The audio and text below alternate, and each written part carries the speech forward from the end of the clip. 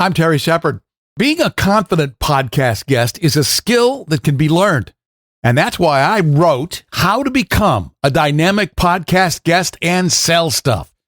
It's a sweet and short primer that teaches you about the gear, the appearance, and the messaging that can grab and hold today's micro attention spans and motivate your listeners to take action. How to Become a Dynamic Podcast Guest and Sell Stuff. The digital version is just $1.99 at Amazon. Grab your copy today and sell more books tomorrow. In Conversation with Terry Shepard, award-winning broadcaster, narrator, and author.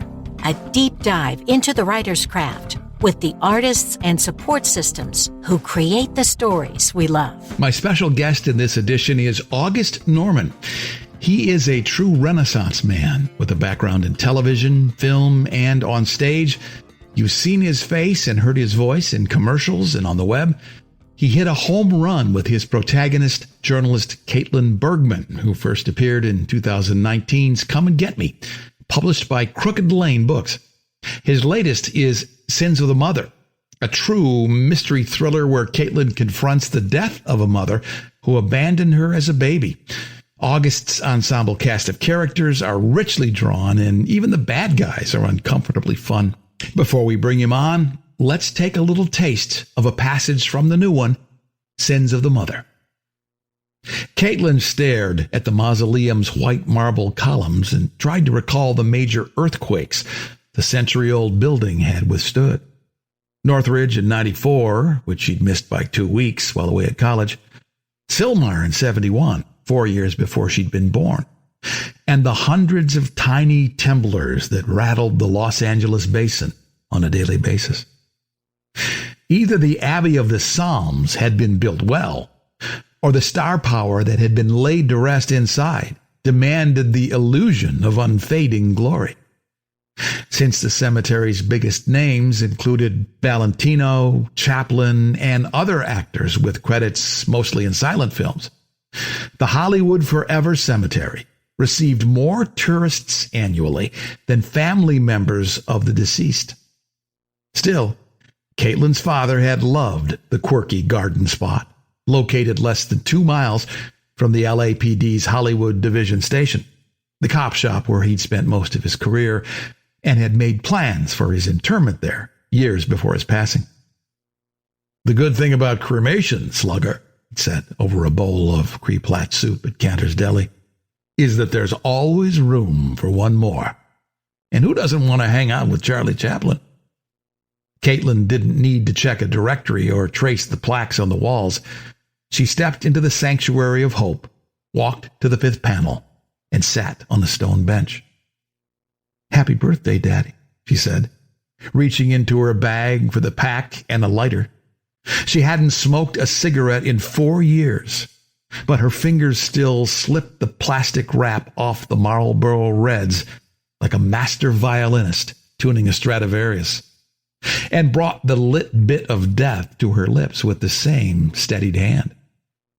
She took a single drag without inhaling to stoke the fire, then blew the smoke upward, waving the cloud with her fingers and watching the wispy tendrils ascend to wherever.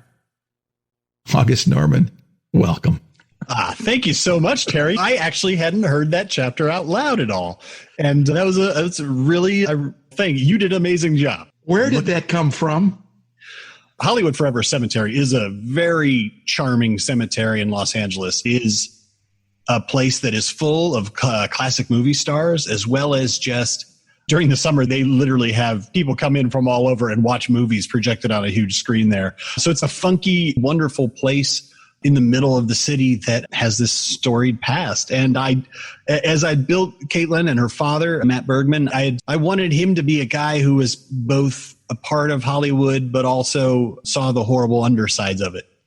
A Joseph Wamba character. He reminded me a lot of somebody I've read in onion field, some of those places. I thank you very much. I take that as high praise. That's a scene where we meet Kaitlin in this book, and she is there to visit her deceased father, who looms huge in her legend. She was raised by this mostly single LAPD officer named Matt Bergman, who is actually her adoptive father, not her biological father. And he's been gone for a few years, so he has always been her moral compass, who set her on her way. And even when she thought about perhaps being a police officer, encouraged her to follow the world of journalism instead. And so while he's not alive in this book, he does make several appearances, as well as in Come and Get Me, is again this moral compass and a lot of her inner monologue. How do you decide to go this way? Why Kaitlin Bergman? Why these kind of stories? Kaitlin Bergman began as a supporting character in a screenplay I had written years ago. I had written an LA hard-boiled noir story about an ex-cop who needed redemption. And Kaitlin was the moral foil to him. She was the voice of justice. And in fact, she was even the journalist whose investigations had led to his original jailing, the exposure of his corruption. And so they get back together years later and have to be honest with how they used each other in the past and how Kaitlin used his corruption to further her career back in the day. At the end of that manuscript, it was a screenplay and then a manuscript. A lot of people who read it, they loved it, but there was certainly a lot of hard-boiled LA noir, a white ex-cop who had done some bad things. There's plenty of that, but a lot of people just loved the voice and the style of Kaitlin Bergman, and myself included.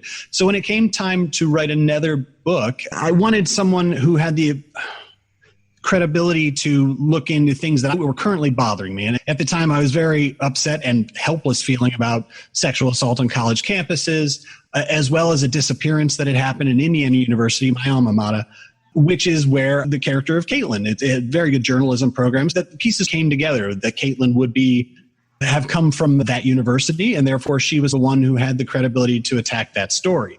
And then that led later to this whole world that I got to expand and to continue to build and discover.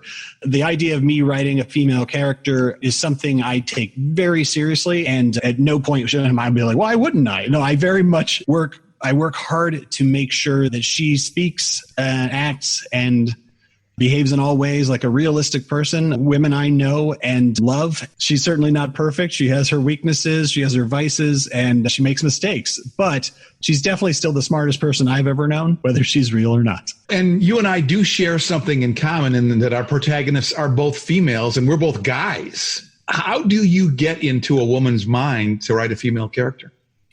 First, I make her think like a man, but then make her smarter. Empathy and research, and then beta readers. I write the story. I do what I can. I have a very loving, wonderful wife. I'm blessed with an amazing mother. Most of my best friends are women.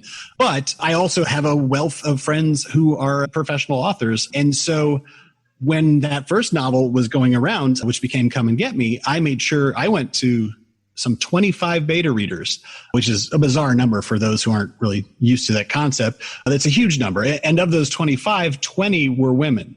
And of those 20, 2 were in their 70s, 2 were in their 60s, 50s, 40s, 30s, and 20s. And they were also people of color, as well as various sexual orientations, because I wanted to, again, I was dealing with stuff I did not feel comfortable with, but stuff that made me mad nonetheless. And I wanted to make sure I took a realistic view and honored that experience to all involved. For this next novel, what I was dealing with wasn't quite as controversial, so I didn't need as many beta readers, but I'm sure you feel the same way. I don't try to write for the female experience. I try to write the character of Kaitlin Bergman. I have gotten to know her so well that she's very much 4 women and 1 man that I know very well, all combined. Give us the little winding road that took an Indiana boy to Hollywood.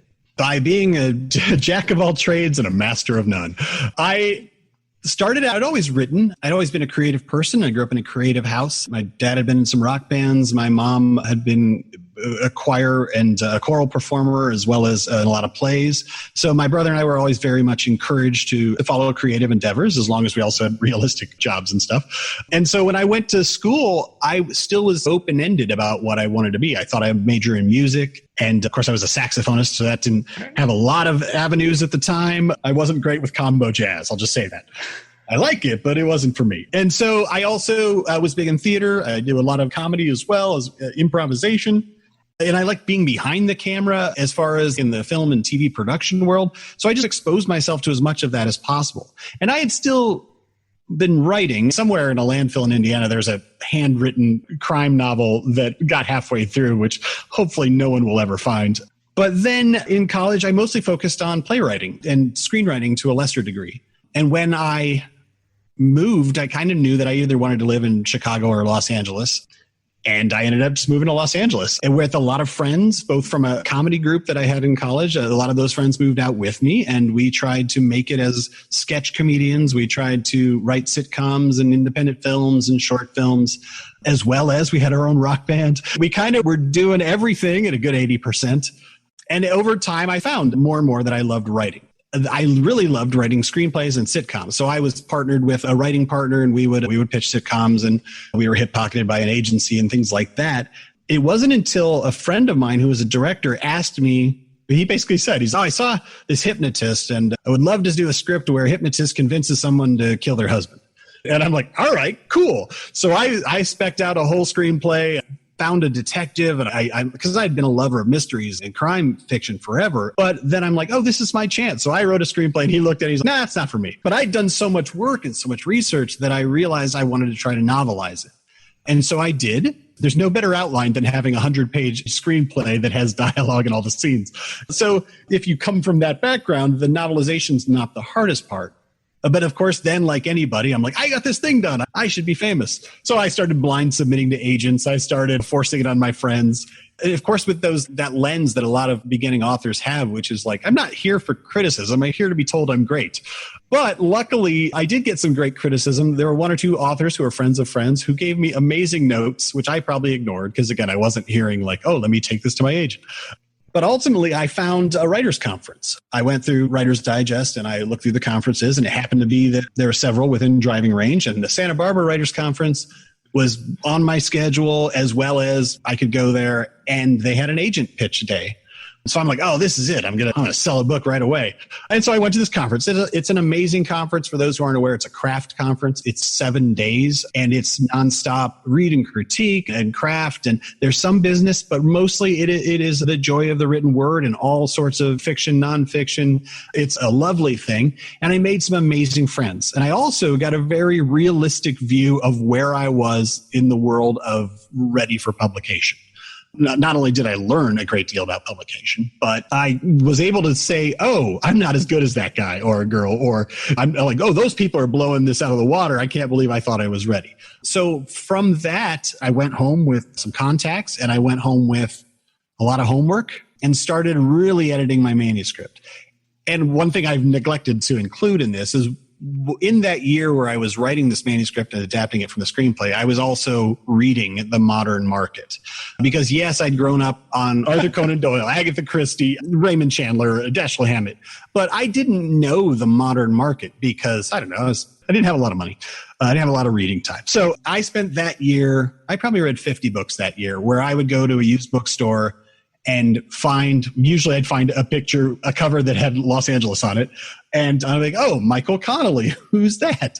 And then I'd read my 22 Michael Connelly books. And then Robert Craze. I also a big fan of Dennis Lehane. I also read Kathy Reichs and Jeff Deaver and like all kinds of amazing people. And really I started to understand, or hoped I understood the market, what people were reading, how they were telling these stories, and really learned a lot that way. And then the next year, a friend of mine who I had met at the conference was willing to read my manuscript again. And while she was reading it, her agent happened to drop by. They lived in the same area. And what are you reading? Is it good? And she's like, actually, yes. And I happened into an agent. And that agent, again, right away, she was very hands-on, which is wonderful. She taught me to self-edit. She's all right, I will line edit 30 pages of this. After that, don't come back to me until you've gone through, read The Essentials of Style, read Stein on Writing. There were a couple where just like, go teach yourself to edit. And so I did. And I worked with her for about 2 years on that first manuscript, and it didn't quite happen, and things changed, and that relationship dissolved amicably.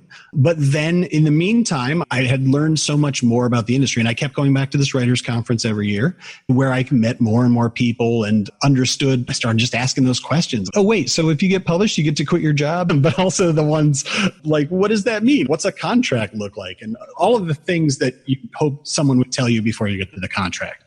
And even then, you only retain some of that. But That led me back. At some point, I had started the book that would become Come and Get Me, officially the Kaitlin Bergman novel. And I had gone back and did another agent pitch session where this time I was ready and every agent asked to see my stuff and I was blown away.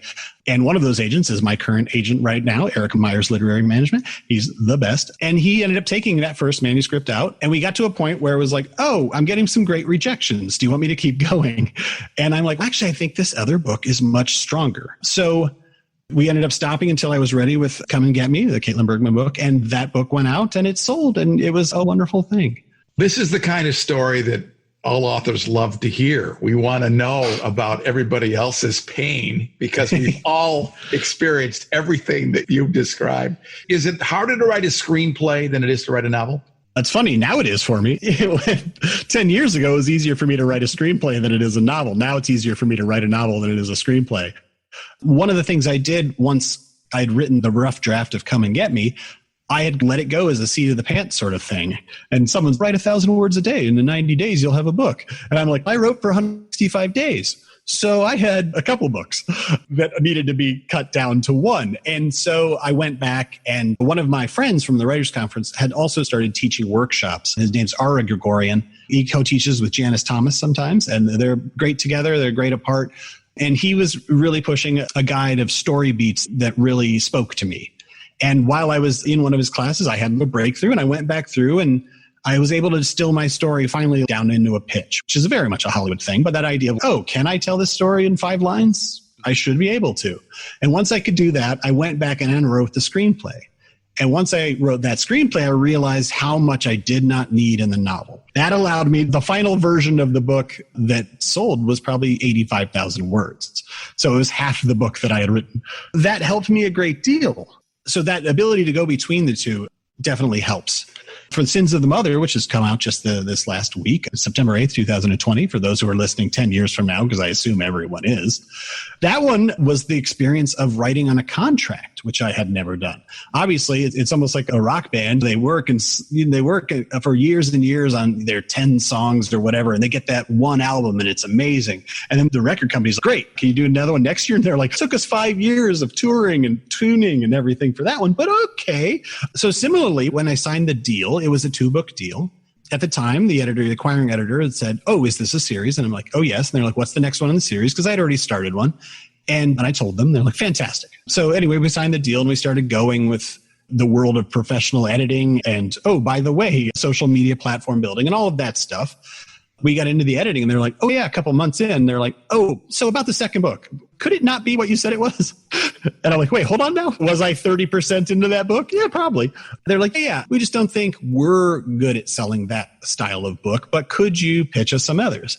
Now, I know a lot of artists would be like, how dare you? That's my art. And contractually, I don't think I had to write something different, but they're like, this might work better. So give us 10 ideas of, it can be variations on a theme, which is what I did. The story I was working on set in Panama. The story I was working on set in Hawaii. The story I was working on set in Colorado. And then variations on that, which ultimately led to a pitch that was Kaitlin's search for her birth mother, a cult in Oregon, and a mass grave. And that was the one they're like, yeah, let's do that. And I'm like, all right. So I was able to write that book in around 5 months. And that one, and Sins of the Mother, came in around 82,000 words. And I think the final version might be 86,000 words. I actually got to add stuff. And I haven't done a screenplay version of it yet. I will hopefully in the next couple of weeks. I'm thinking about doing that. But my system is evolving. I'll say that. A lot of people ask about the process, and I'm like, the process keeps changing. Someone asked me, actually, I did a book launch last night. One of my friends asked me, what's it like after you get that first yes? Is it easier to write the second book? And if so, why? And I was like, honestly, it's because someone has said yes. We say no to ourselves all the time. Yeah, and your family and your friends might say yes. And your people in your writer's critique group might say yes. But when a complete stranger puts money forward that could ultimately cost them their job and takes that chance on you, no matter how much money it is, I'll always feel like I don't belong in the room. But when someone says yes, that's that's 10% less that you feel that. As one person, you are responsible for the entire world. And it either flies or crashes and burns based upon the excellence or lack thereof in your keyboard. Do you feel that pressure when you're creating? The great thing about writing is no one can take it away from you. whether it's good or bad, at the end of the day, it's there. And whether that's traditionally published, indie published, or just printed out and taken to Kinko's and get bound, it's an achievement that no one should put down. Unlike acting, part of being an actor is not only constant rejection, but it is always waiting on the job to appear. Whereas writing, you can write it and maybe no one will buy it, but you've written it and you can feel content about that. So that's a feeling that I don't think will go away. Do you read your reviews? Yeah, at the beginning. Because again, part of, as any debut author will tell you, and I'm sure the world of writing and book sales right now is based on the same algorithms that sell paper towels. Therefore, any review that's less than 4 stars can essentially tank a project. I read the good ones, that's for sure. And I really, especially when writing the second book in a series, I was really happy to see what appealed to readers. Because as when you read that first chapter, I was hearing something in your voice that I had never even heard while writing it. And I definitely read all of my stuff out loud as go, but hearing that in someone else's voice, hearing a reader tell you what you love, what they loved about discovering a character, reminds you of something that might have been in the subconscious. It just brings forward something like, oh yes, that's why I started that character in the first place. So that's what I love about them. It puts water back in the well that you can reach into and build on. Not that you build on water. I'm going to mix some metaphors today, and that's okay. They're not all good. That's what editing's for. You mentioned like those 1-star reviews there. I had a 1-star review the other day on the new book that was like, this book's good. It moves fast and I liked it. It just wasn't what I thought it would be. And you're just like, that's a 1-star review? That's a 3-star review. If you read the whole thing. I saw that. That was on Goodreads. Yes. And you have to always consider the source. I always appreciate people that take the time to write extensively about why they gave you the number. And it can be painful, but in a sense, they're like beta readers, aren't they? That's the thing. It also feeds into the marketing. If they thought it was going to be a cozy and it wasn't, then that's on the packaging of the product. Because I certainly don't write that. The only letter I ever got, like an actual letter so far, came through my publisher and it was forwarded to me. Oh, wow, what's this? A fan letter. And some woman had taken the time to write how much she did not like my book. I thought it would be, I love Tom Clancy thrillers, so I thought I would love this. And right away, I'm like, no, what? I love Tom Clancy thrillers, but these are in total different worlds. And it's the only critique I ever responded to because she took the time to write an actual letter. I wrote back a letter talking about why I didn't disagree with her in any way, but why I loved the character of Kaitlin Bergman, who is very flawed, who uses horrible language, who smokes pot, who might be borderline alcoholic sometimes, who definitely is not in control of herself. And I boiled it down to what I believe. And I believe people are not all one thing and they're not perfect. And anyone who goes through the events of a thriller and comes out the other side sure better be changed. And did you hear back from that letter writer again? Oh, yeah, because I included $30. At the end of it, I realized, and yeah, I did some cyber stalking. I'll say it now. She was an 84-year-old woman living in Wisconsin. She may have been in a home. I don't know. But either way, I included at the end, if you bought this book, feel free to accept this as a refund. You can donate it to, I suggested some shelters some programs that help with sexual assault victims. And then I got a letter back that was from a charity she donated to, which was a church-based thing, which was fine either way. But yes, I felt the need to send that money back. Are you going to send her Sins of the Mother? No, I'm okay. She wants to buy it and then complain. One time, they get one. Do you try to leave readers with an underlying message in what you write? I will say I have a theme or message in every book so far, because for me, the kernel that helps me finish a book is a deep emotion of something I want to deal with. The first manuscript that didn't sell, but that I worked really hard on was a story of redemption, because I had some regrets that I wanted to work through. Come and Get Me was very much a helplessness about things that were happening or had happened to my friends that I felt powerless to address. And then Sins of the Mother is very much a story, while it does deal with a cult and white supremacy, just the world of cognitive dissonance is what's going on right now. It's also a story about family. And my wife and I recently started our own family. So you probably won't hear it now, but there's a 5-month-old in the other room. Congratulations. Thank you very much. But that was all on my mind when I was starting to write this book, as were the social political world that we've come into, the doubting of science. How do people still believe something that's easily proven false?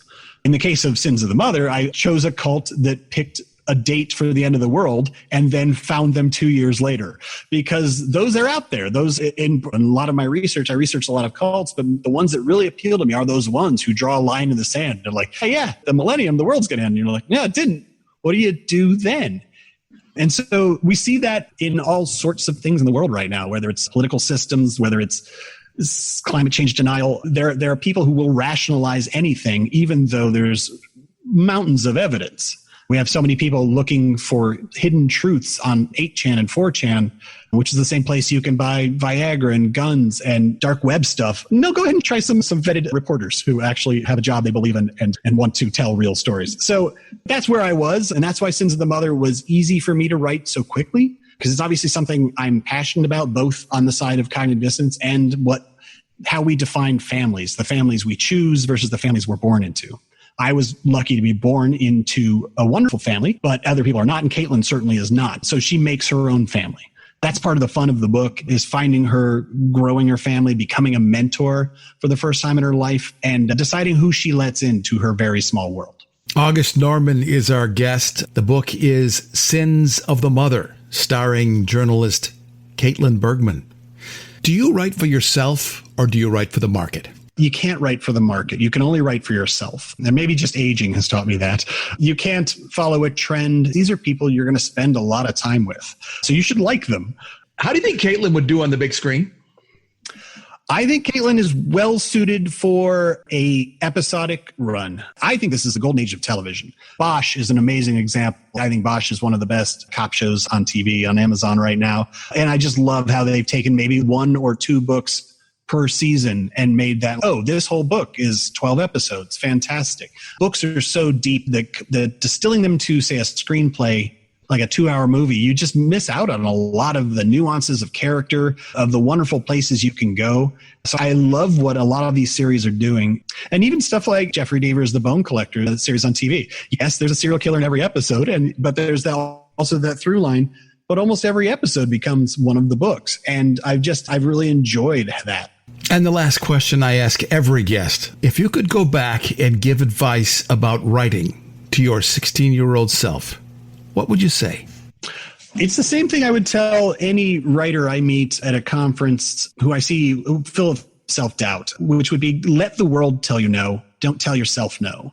Because a lot of people are going to tell you no, and that's fine. And if 7 out of 10 people say something, it's a great note. If 2 people out of 10 say something, you can let it go. But let the fear of rejection become rejection.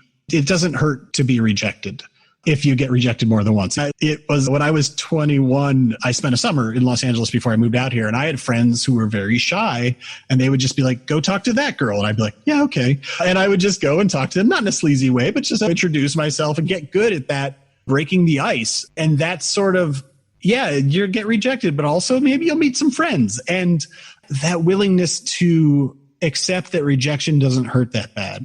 It's also kind of get punched once. Once you get punched, you're like, I don't want that to happen a lot, but also I survived it and here I am. So I think that's that fear of rejection becomes rejection. And I think go ahead and try to embrace that. And then the other side, the very realistic side, is learn about the industry. Learn when you approach an industry, learn about what things mean, so that when you actually do sign a contract, you've already looked at contracts. You already know what international markets are. And you already know if you'd be better off indie publishing or self-publishing, whether you have that sort of platform, whether you have the things that people are looking for. Because when an artist sells something, for them, it's a dream come true. But for a lot of people selling that art, it's a job. And they're going to back it as much as possible, as long as it keeps them in their job. And yes, some really want to make great art with you. But it's not that you've done it, take the ball and run, we're going to make you, we're going to the top, kid. It's much more of that. Cool. I have 120 other people to think about.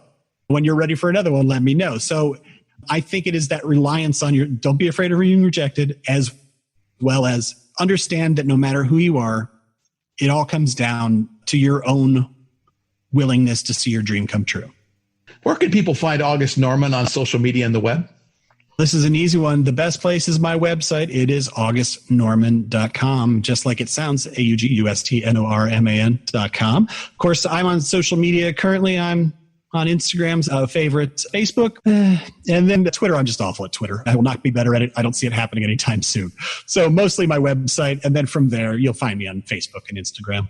August Norman is the author of 2 thrillers starring journalist Kaitlin Bergman, 2019's Come and Get Me and Sins of the Mother, both published by Crooked Lane Books.